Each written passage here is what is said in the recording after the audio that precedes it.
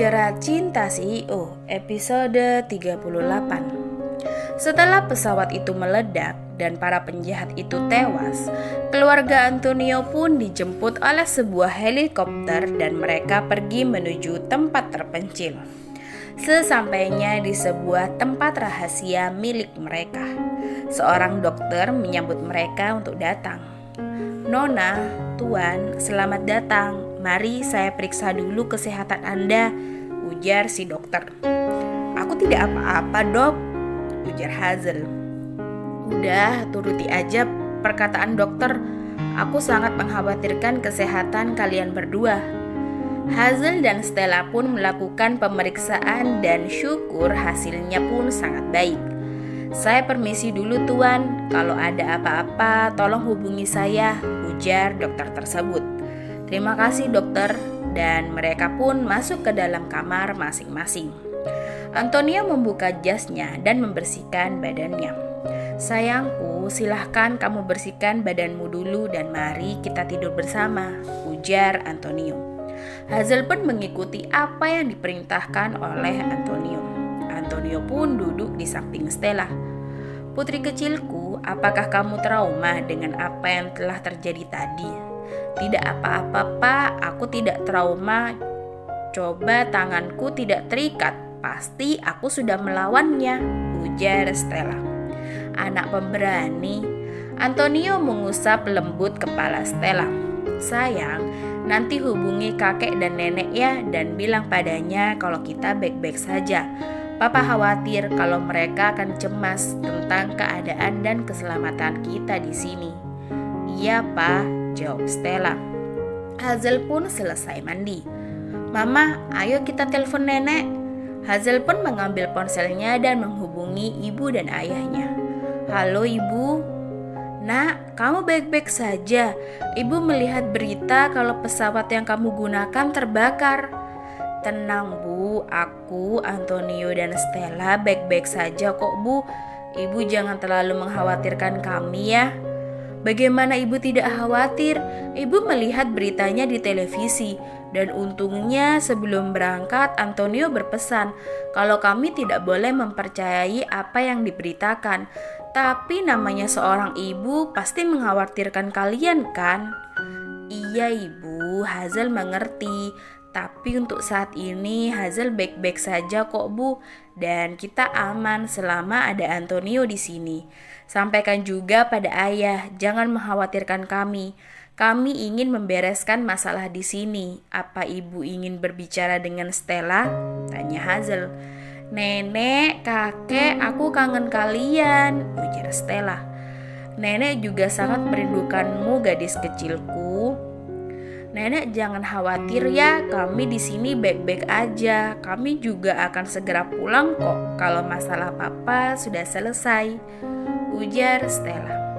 "Iya sayang, nenek percaya pada cucu nenek yang pemberani."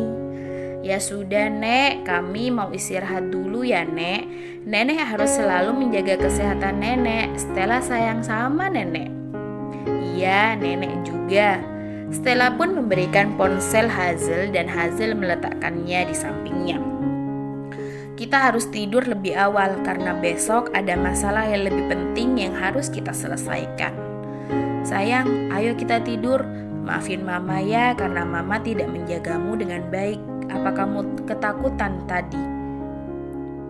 "Tidak apa-apa, Ma. Ini bukan salah Mama. Ini juga kecelakaan dan Papa juga sudah menyelamatkan kita. Aku tidak takut kalau ada Papa dan Mama di samping Stella," ujar Stella. "Anak pintar." Antonio memeluk Hazel.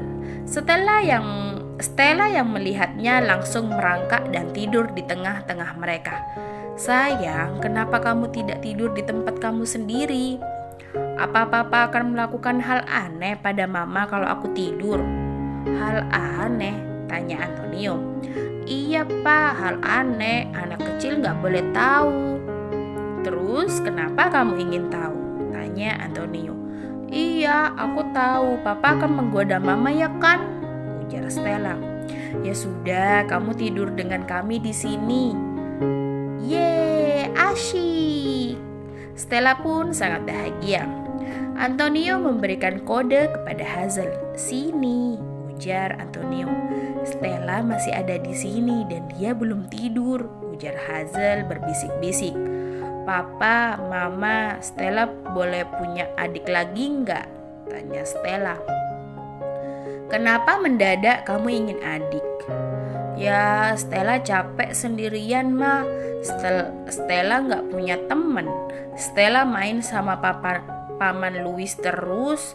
Stella kan pengen adik, Ma, Pa." "Sebenarnya Papa juga ingin memberikanmu adik, tapi Papa nggak mau mama kamu menderita dan mengalami kesakitan saat melahirkan. Papa nggak mau mama kamu kenapa-napa seperti saat melahirkanmu. Kemungkinan kamu tidak akan mempunyai adik. Papa harap kamu mengerti ya maksud Papa." "Aku juga nggak mau kalau mama harus kesakitan, Pak. Mungkin aku akan baik-baik aja tanpa adik," ujar Stella. Stella pun memeluk Hazel dan mulai tertidur di pelukan Hazel. 30 menit kemudian, Antonio menggendong Stella dan membaringkannya di tempat tidurnya, menyelimutinya dan kembali ke tempat tidur bersama Hazel. Hazel menundukkan wajahnya. "Sepertinya Stella benar-benar menginginkan seorang adik kecil," ujar Hazel. "Sayangku, mungkin kita bisa mengadopsi seorang anak untuk menjadi teman Stella." "Kenapa harus mengadopsinya? Kita kan bisa memiliki anak kita sendiri," ujar Hazel. "Iya, aku tahu, tapi aku tidak mau kamu merasakan sakit seperti beberapa tahun yang lalu. Itu terlalu sakit. Aku tidak mau terjadi hal yang buruk padamu. Kita bisa mengangkat seorang anak untuk menjadikan dia anak kita. Kita sayangi dia seperti anak kita sendiri. Itu akan membuat Stella senang dan dia bisa mempunyai teman dan dia tidak akan kesepian lagi." "Tapi aku ingin anakku sendiri," ujar Hazel. "Mohon mengertilah sayang," ujar Antonio terus menenangkan Hazel. Hazel pun menundukkan wajahnya lagi. Antonio mengangkat dagu Hazel dan dia tidak mau Hazel merasa sedih.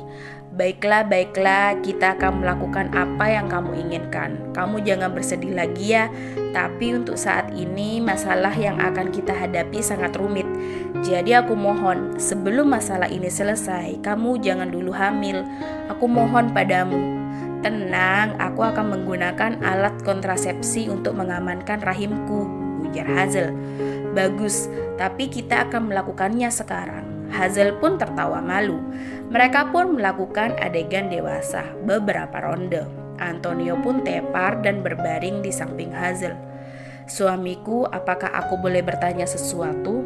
Tentu saja. Apakah villa ini adalah villa rahasiamu? Aku pernah berharap mempunyai villa di atas gunung dan saat aku membuka jendela kamar, aku akan langsung melihat matahari. Apakah kamu yang membuat villa ini sesuai keinginanku? Tanya Hazel. Dulu saat aku belum bisa melihat, dengan senang hati kamu merawatku tanpa ada keluh kesah. Dan suatu hari aku mendengar kamu berharap tentang rumah dan villa di atas gunung dengan pemandangan yang sangat indah, dan aku kehilanganmu waktu itu. Pada saat itu aku membuat villa ini sesuai apa yang kamu harapkan, dan aku berjanji pada diriku sendiri kalau aku akan membawamu memenuhi keinginanmu untuk bisa mempunyai villa di atas gunung. Apakah kamu sangat mencintaiku? Tanya Hazel. Aku sangat-sangat mencintaimu melebihi seluruh hidupku, ujar Antonio. Hazel pun mencium Antonio dan mereka melakukan hubungan intim lagi hingga pagi menjelang. Bersambung.